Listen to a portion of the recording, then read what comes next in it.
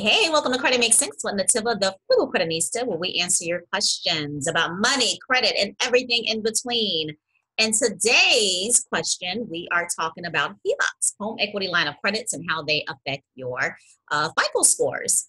So for those of you who don't know me, I own a financial education services firm called M&H Financial Services. I also run the free Epic community, Credit Makes Sense, and I left the link for you guys to rock out with us there. Don't forget to grab your free credit repair manual. And I also run the bomb.com members club, Credit on Fire. We help you to master your money, destroy your debts, or your credit scores so you can leverage it to create wealth. So we're talking credit, budgeting, savings, debt elimination, home ownership, purchasing your first investment property, tax lien investing, and so much more. And let's get on to today's member topic. As usual, I like to read it verbatim so that you guys get the full gist of what's going on. Hi, Netiva. I recently got a home equity line of credit, but I noticed that it's appearing as a credit card, and I'm kind of confused as to why.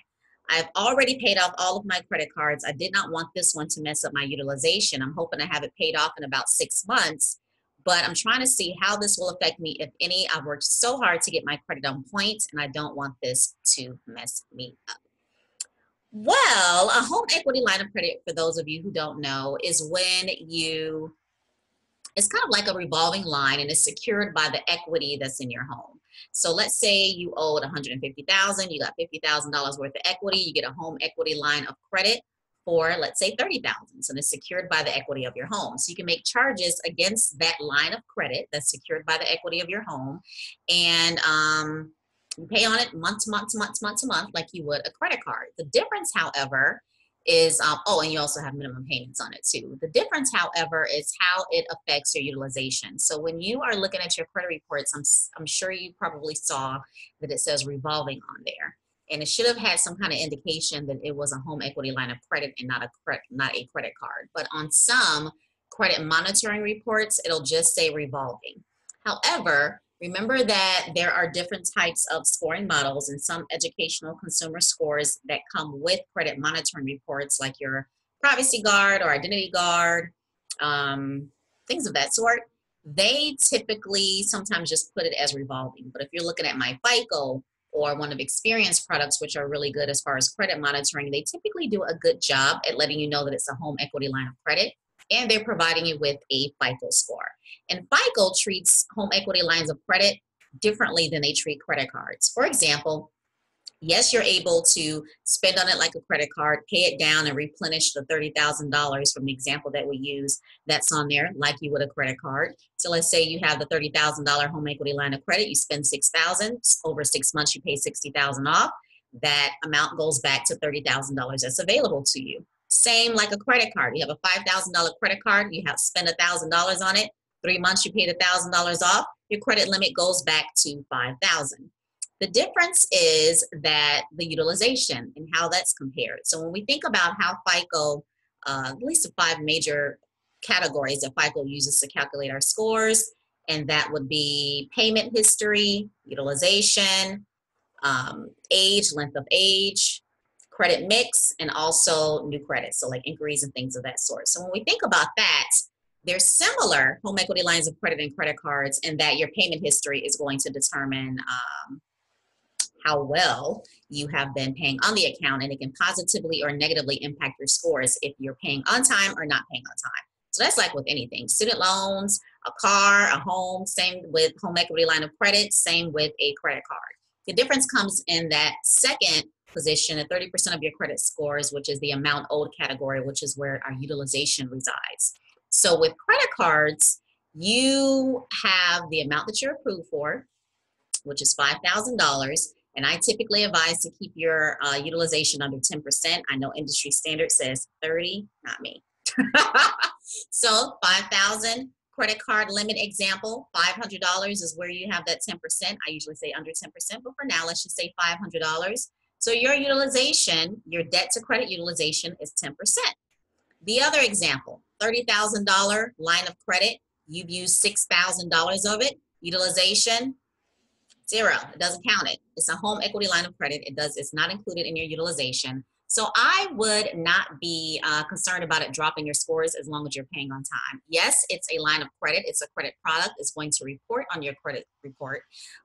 Your payment history is going to report. That can positively impact you as long as you're making all of your payments on time.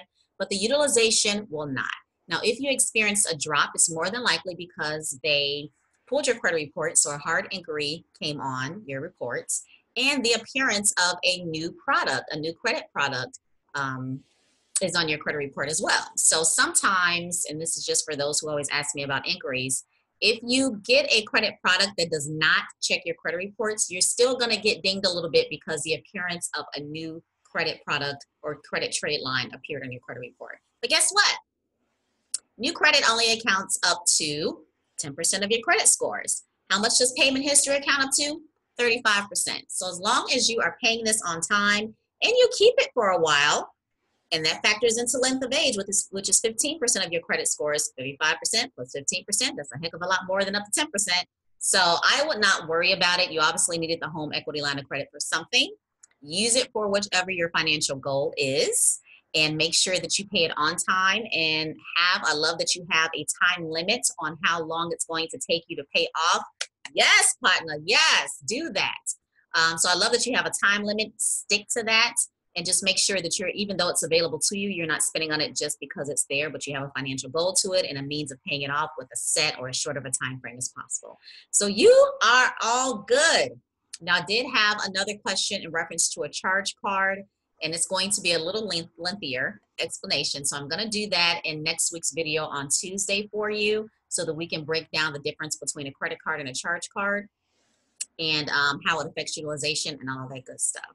So hopefully this answers your question. Again, if you have questions that you'd like to submit for our Credit Makes Sense segment, which is Tuesdays and Thursdays at 12:30, simply email them to social@mnhfinancialservices.com, social@mnhfinancialservices.com. And if you have financial, credit, debt busting, budgeting goals that you need to crush, then you definitely need to be a part of my Credit on Fire Academy. We just announced a price drop. So instead of being $25 a month, it's $19.97. And we still have that dollar trial going on. So a dollar trial, and I left the link below that goes straight into how to take advantage of the dollar trial. Give it a go and take advantage of all the dopeness in there for just $1. And then thereafter, it'll be $19.97 a month. So under 20 bucks. And I'm telling you, it's going to rock your world. So if you have any other questions, definitely let me know under today's video. And I look forward to seeing you guys, riding out with you guys next Tuesday at 12:30. Chat soon.